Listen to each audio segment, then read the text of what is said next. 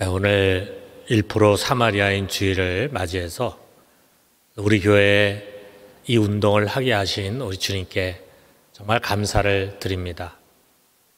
우리 교회는 이미 오래전부터 구제부 활동을 참 열심히 한 교회였습니다. 그런데 2004년부터 우리가 이제 1% 사마리아인 운동이라는 이름으로 다양한 그런 사역을 갖게 되었습니다. 특별히 1%의 우리의 재물과 우리의 수입과 1%의 시간을 어려운 이웃을 위해서 헌신하자라고 하는 모토입니다. 그동안 이렇게 뒤돌아보면은 잘된 것도 있고 또 안타깝지만 잘 되지 못한 것도 많이 있는 것 같습니다. 어쨌든 지금 우리 교회는요, 사회 선교가 주축이 되지만 또 국내 선교에서도 일을 하고 있고 다양한 이웃 섬김 사역에 매년 1억 4천만 원 정도를 사용하고 있습니다. 우리 교회 규모로는 정말 적지 않은 그런 재정입니다. 그 외에도 우리 교회는 지난 코로나 기간 동안 물론 우리 교회들 중에 어려운 분들에게도 우리가 특별 구제를 했지만 특별히 주변에 연약한 교회들이 많이 있었습니다. 그래서 그 중에 20교회를 저희들이 선별해가지고 4번에 걸쳐서 모두 200만 원씩 해서 4천만 원을 지원했습니다. 또 5국의 교회들이 코로나 때문에 전부 다 이렇게 어려움을 겪기 때문에 우리 온 교우들이 또 구제 헌금을 모아서 2천여만 원이 되는 구제금을 또 보냈습니다. 우리 아까 영상에도 나왔지만 이번에 우리 우크라이나를 위해서 또 여러분이 다 함께 동참해서 2,500만 원에 이르는 구제금을 모아서 보내게 됐습니다. 이런 일을 할 때마다 과연 많이 동참할까 이런 생각을 저희들 항상 갖는데 나중에 결과를 보면은 우리 성도들이 얼마나 그 이웃 사랑과 이웃 교회 또 어려움을 겪고 있는 세계를 도우려고 하는 뜨거운 마음을 갖고 있는가, 그런 열정을 갖고 있는가 하는 것을 다시 한번 확인하게 됩니다. 구제금을 드리고 또 교회에서 시행하는 이웃 선교, 이웃 섬김 사역에 적극적으로 참여하는 것도 중요하지만 우리 성도님들이 각자가 자신의 삶의 자리에서 어려운 이웃을 위해서 선한 사마리아인으로 살아가자는 것, 그것이 또 이 운동의 목표입니다. 저는 우리 교회에 오기 전부터 교회는 세상을 위한 교회가 돼야 된다 이렇게 늘 생각했어요. 그리고 그것을 목회에 어떻게 하면 적용할 수 있을까 많이 고민했습니다. 당연히 우리가 복음을 전해서 영혼을 구원하는 것이 세상을 위한 교회의 가장 중요한 사역이죠. 동시에 배고픈 세상에 빵을 나눠주는 것도 교회가 해야 할 중요한 사역입니다. 1974년에 우리 복음주의, 세계의 복음주의 교회들이 한자리에 모였습니다. 로잔이라고 하는 스위스 로잔에 모여가지고 며칠에 걸쳐서 세미나를 하고 여러 가지 의논하면서 맨 마지막 날에 모든 것을 간추려서 요약해서 로잔 협약이라고 하는 것을 발표했는데 그 안의 내용을 보면은 가장 중요하게 다룬 것 중에 하나가 교회의 사명은 세상에 복음과 아울러 빵을 주는 것이다 라고 해서 교회의 사회에 대한 책임을 언명했습니다.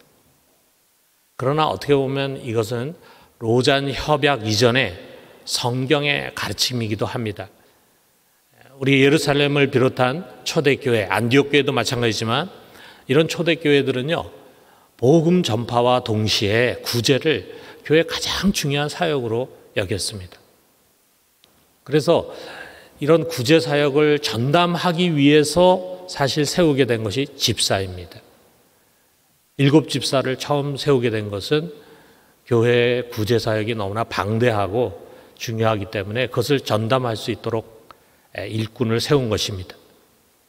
그렇기 때문에 우리 교회에 있는 일꾼들, 직분자들의 가장 중요한 사역은 교회 안과 밖에 어려운 사람들을 돕고 섬기는 일임을 명심해야 합니다. 저는 교회가 건강하게 세워지기 위해서는 이런 균형 있는 목회가 중요하다. 그래서 전도와 해외 선교도 적극적으로 우리가 했지만 아울러 사회 선교적인 사역이 활발히 돼야 된다고 생각을 했습니다. 그래서 우리 교회는 사회 선교 위원회라고 하는 것이 있습니다.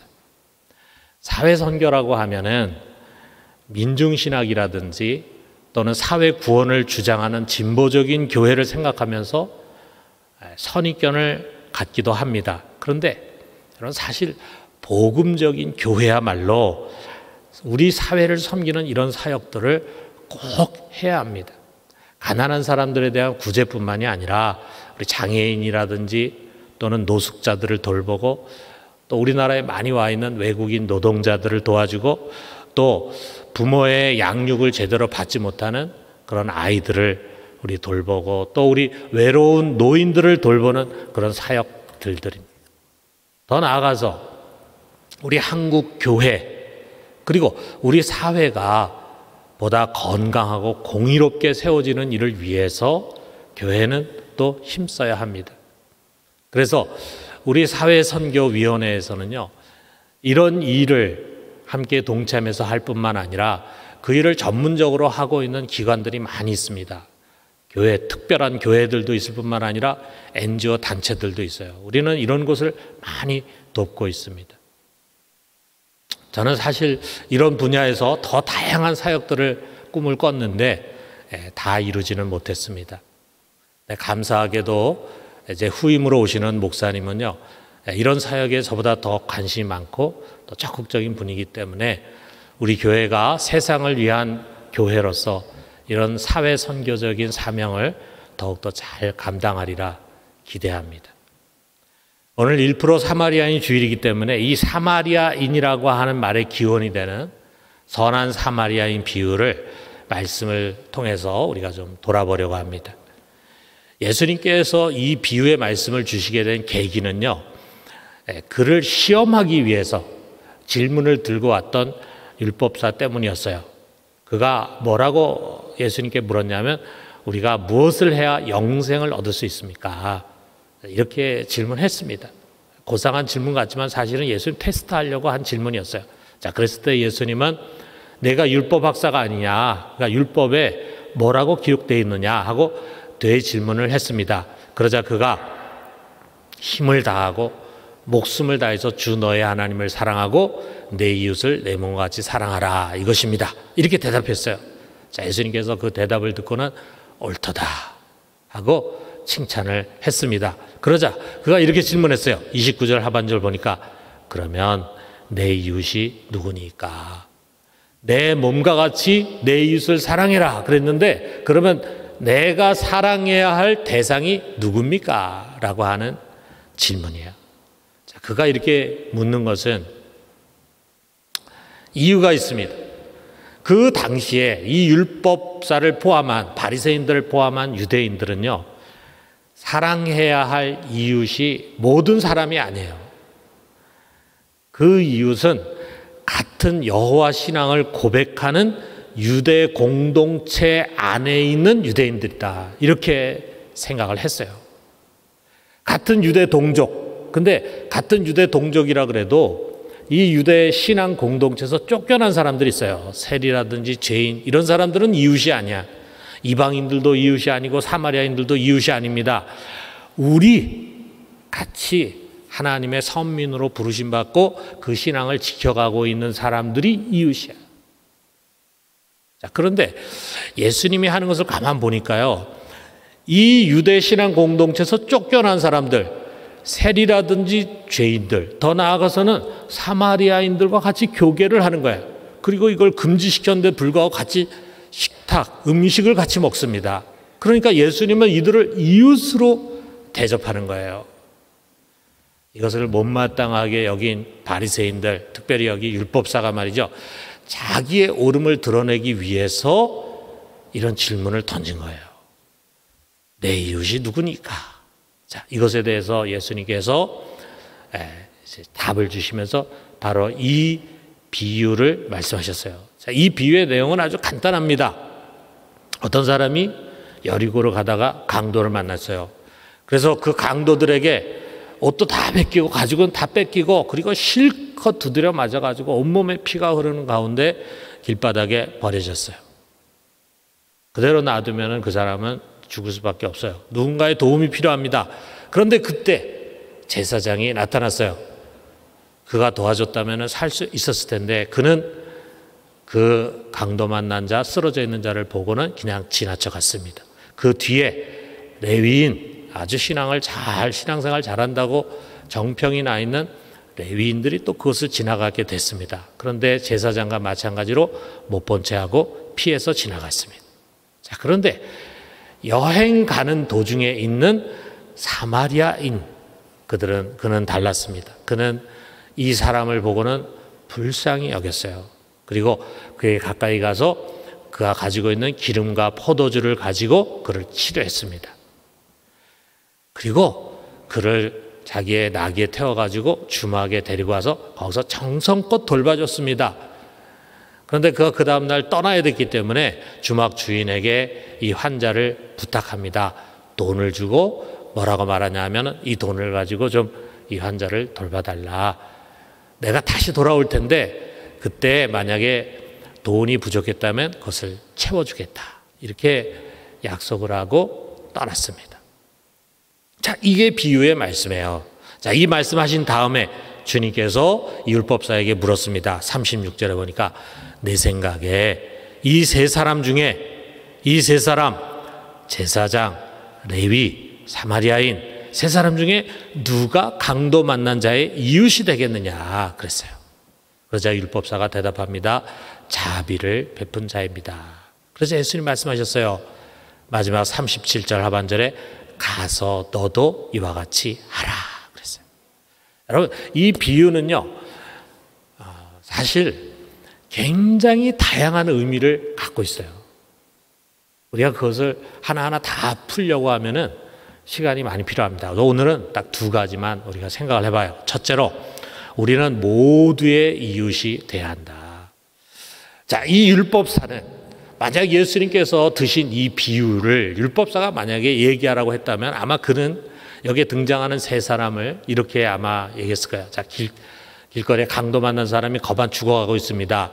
그때 누가 지나가냐 하면은 세리가 지나가고 사마리아인이 지나가는데 그들은 보고도 못 본 채 하고 아주 무정하게 그냥 지나가 버렸어.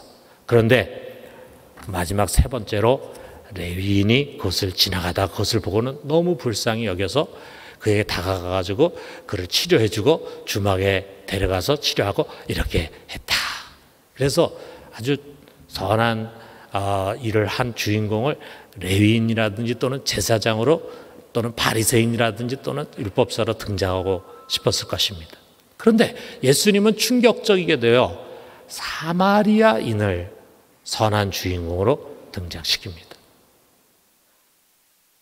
예수님이 여기 사마리아인을 등장시킨다고 해서 그 당시에 사마리아인들은 다 이렇게 긍휼이 많은 사람들이다, 그런 의미가 아니에요. 또 유대인들, 그들은 긍휼이 없는 사람들이다, 그런 말이 아니에요. 예수님이 일부러 이 사마리아인을 등장시킴으로 이것을 통해서 그 당시에 인종적인 편견과 차별을 당연시한 유대인들의 편협한 생각을 책망하시는 것입니다. 유대인들은요, 그 당시에 이 사마리아인들을 매우 무시했습니다. 이들을 돼지라고 불렀어요. 아주 인종차별적인 발언이죠. 왜냐하면은 이 사마리아인들이 우리 구약에서의 역사를 보면은 이스라엘 사람들과 외국 이방인들이 뒤섞여 버렸어요. 그래서 이들의 혈통이 혼혈이 돼 버렸어요. 그리고 이들은 정상적인 신앙의 흐름을 이어지를 못했습니다. 그래서 이들의 신앙을 무시하고 이들을 이단자로 취급을 했습니다. 그리고 이들과 전혀 상종하려고 하지 않았는데, 심지어는 우리가 잘 아는 것처럼 이스라엘이 유대가 그 당시 두 개로 나뉘어져 있었어요. 남쪽에 예루살렘 중심으로 한 남유다와 그 다음에 예수님께서 활동하신 북쪽의 갈릴리. 근데 그 사이에 사마리아가 있었어요. 자, 우리 같은 유대인들이다 보니까 이제 북쪽의 갈릴리 쪽 사람들과 남쪽의 유다 사람들이 이제 자꾸 왔다 갔다 해야 되는데, 그러면 이 사마리아를 통과하면은 빠른 길로 갈 수가 있는데도 불구하고 사마리아인과 상종하지 않기 위해서 일부러 멀리 돌아가는 사람들이었습니다. 그만큼 이들은 사마리아를 싫어했어요. 그런데 그런 사마리아인을 예수님께서는 선한 이웃, 자비를 베푼 자로 높이신 것입니다. 여러분, 오늘날 우리는요, 적과 이웃을 나누는 것에 익숙한 시대 속에 살아가고 있습니다. 온 세상이 적과 이웃을 선을 긋고 나누려고 하고 있어요.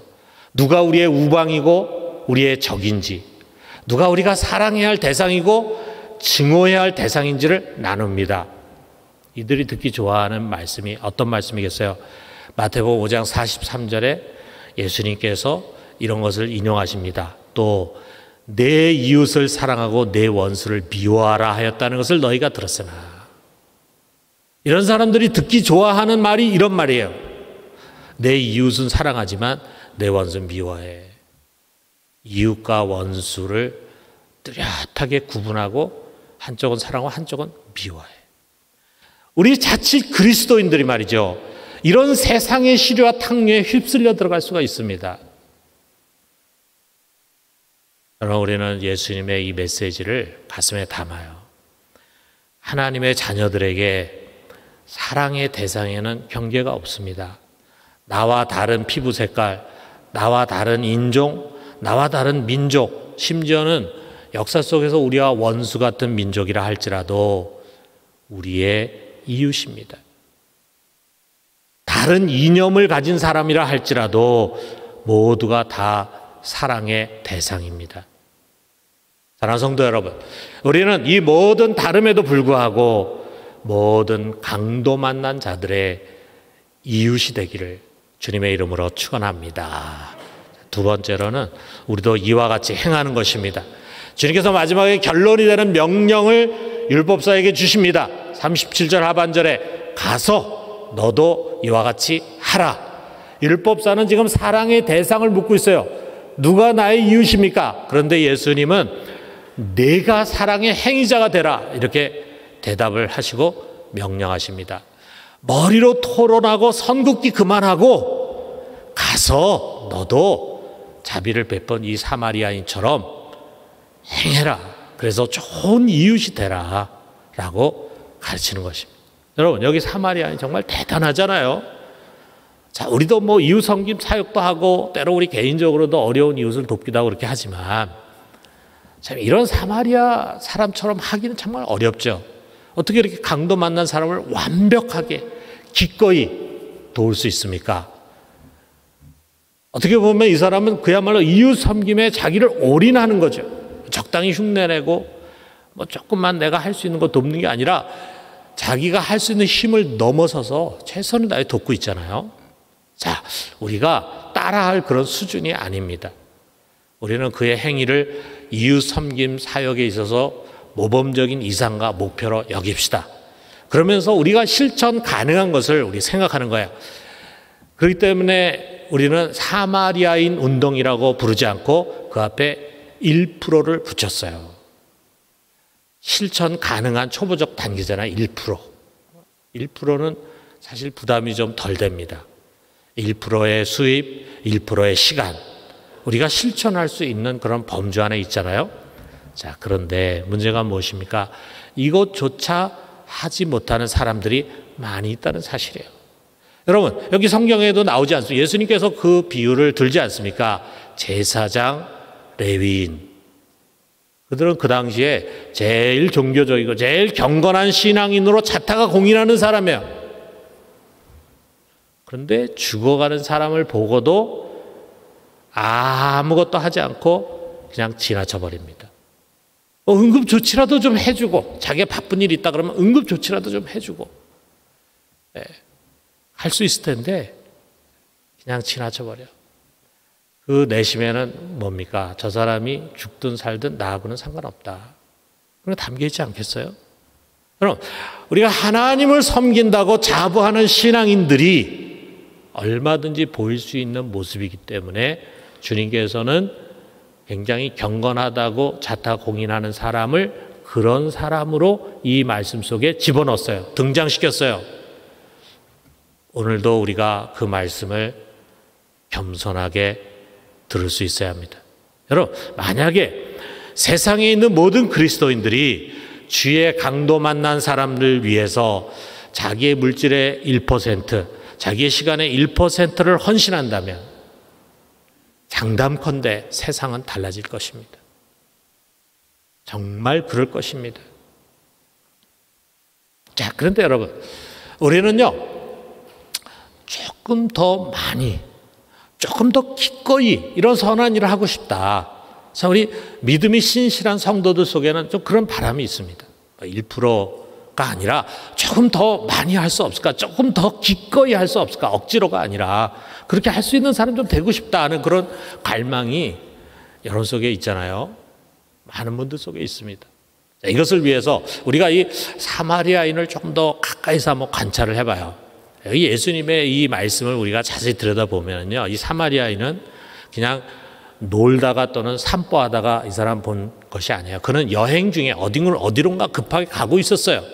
또 그가 주막 주인에게 이 환자를 맡기면서 내가 급히 어디 다녀올 때가 있는데 갔다가 다시 돌아오겠다라고 하는 것을 봐서 이 사람은 굉장히 바쁘게 일하는 사람입니다. 한간 사람이 아니에요. 그런데도 어떻게 이런 완벽한 이웃 사랑을 실천할 수 있었을까? 우리가 이런 상상을 한번 해봐요. 상상입니다. 자, 이 사람은 보니까 아마 장사를 하거나 사업을 하는 사람인 것 같아요. 그것을 위해서 많은 곳을 여행을 이제 해야 하는 사람인 것 같아요. 자, 그 당시에 여행을 한다는 게 쉬운 일이 아닙니다. 많은 위험들이 도사리고 있어요. 바울도 선교 여행을 하면서 그가 얼마나 위험한 일들을 많이 만났는가를 우리에게 소개하고 있잖아요. 자, 이 사람도 많은 위험한 일들을 겪었을 거예요. 특별히 그 당시에는 뭐 강도가 많았습니다. 치안이 제대로 되지를 않는 사회였어요.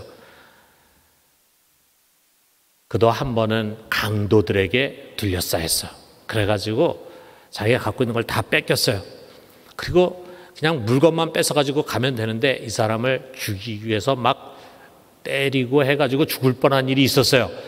그때 누군가가 달려들어가지고 이 무지막지한 강도들과 대신 막 격투를 벌이고 그래가지고 자신을 구해줬습니다. 정말 죽을 뻔했는데 구사일생으로 살아났죠. 살아난 이 사마리아인이 이 사람 얼마나 고맙겠습니까? 그래가지고 뭔가 답례라도 좀 하려고 하는데 이분이 사양을 하고 그냥 떠나버렸어요. 누군지도 모르고 어디 사는지도 몰라. 은혜를 갚을 기회를 갖지 못한 그에게는요, 이 빚진 감정이 늘 남아 있었어요. 그러던 중에 자기처럼 강도 만난 사람을 만난 것입니다. 그는 길바닥에 쓰러져 거반 죽어가는 이 사람 봤을 때 그야말로 동병상련의 심정을 느꼈어요. 그래가지고 다가가가지고 최선을 다해서 이 사람을 돌봐줬어요. 시간을 들여서 물질을 들여서 돌봐줬습니다. 그런데 이 일이 힘들기는커녕 오히려 마음에 오랫동안 간직했던 빚을 갚을 수 있는 기회를 준 그에게 고맙다는 생각이 들었어요. 어떻습니까, 여러분? 충분히 가능한 상상 아니겠어요? 우리가 이렇게 상상한다면 갑자기 이 사마리아인의 행위가 그렇게 비현실적인 이야기로 느껴지지 않습니다. 먼저 은혜를 받은 사람은 남에게 은혜를 베풀 줄 알게 됩니다. 먼저 긍휼함을 입은 사람은 남을 긍휼히 여기게 됩니다. 여러분, 사랑이라는 것은 전염되게 돼 있어요. 사랑은 사랑을 많이 받은 사람이 사랑하게 돼 있습니다. 자, 그런 의미에서 말이죠. 여러분, 이 사마리아인 비유에 대해서 참 고대 교회부터 다양한 해석들이 있었어요. 그 중에 가장 유명하게 잘 알려진 해석을 하나 여러분에게 소개해 주려고 하는데, 그것은 바로 교부 오리겐, 알렉산드리아의 교부였는데 오리겐이라고 한 사람이 주로 이 사람은 알레고리칼한 해석을 많이 했습니다. 알레고리칼한 해석이라는 것은 우리나라 말로 그대로 옮기면 풍류적인 해석이다 그러는데, 성경을 문자적으로 그대로 해석하는 것이 아니라 비유적으로 해석하는 거예요. 우리는 때로 이것을 이제 영해다 이렇게 이야기를 합니다.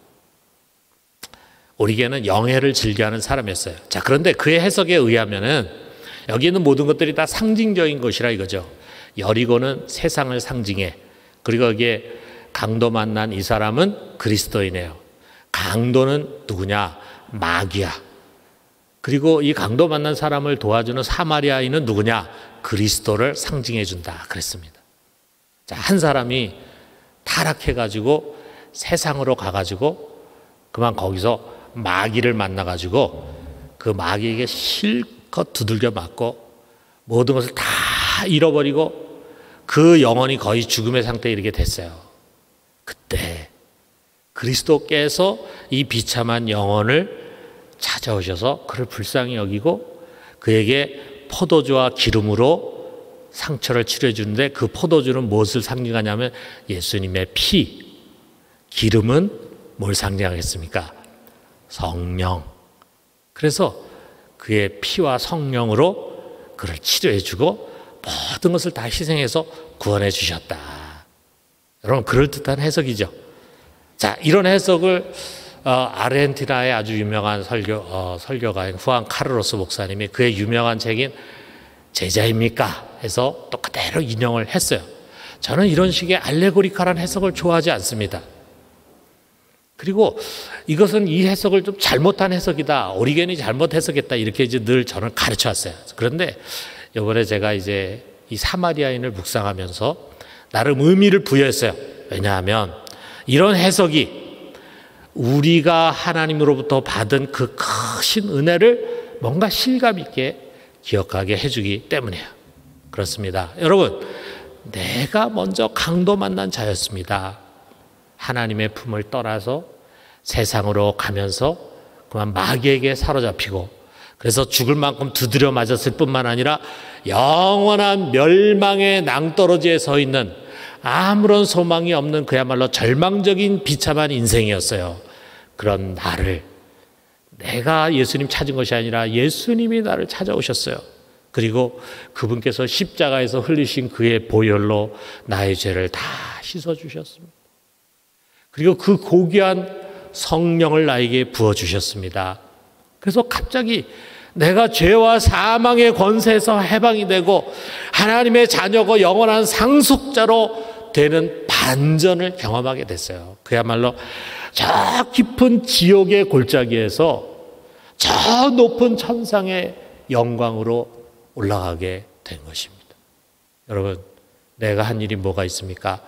아무것도 없습니다. 이것은 전적인 우리 주님의 은혜입니다. 그렇습니다. 여러분, 그리스도인이라고 하는 것은 누구나 예외 없이 말로 다할 수 없는 은혜의 빚을 진 자들입니다. 여러분, 우리는 빚을 진 사람들이에요. 그 은혜를 주신 주님께서 우리를 세상으로 보내서 그분에게 진 은혜의 빚을 갚도록 기회를 주셨습니다. 그래서 선을 행하고 의를 쫓고 나처럼 강도를 만난 자들을 사랑의 그 사들에게 사랑의 이웃이 되기를 명하십니다. 여러분, 만약에 우리가 하나님으로부터 받은 이 일방적인 구원의 은혜를 정말 빚으로 여기고 평생 그 사랑의 빚을 갚으려고 하는 심정으로 살아가려고 한다면은 우리가 어려운 이웃을 위해서 베푸는 물질과 시간, 그런 섬김을 결코 희생이라고 생각하지 않을 것입니다. 아깝다고 생각하지 않을 것입니다.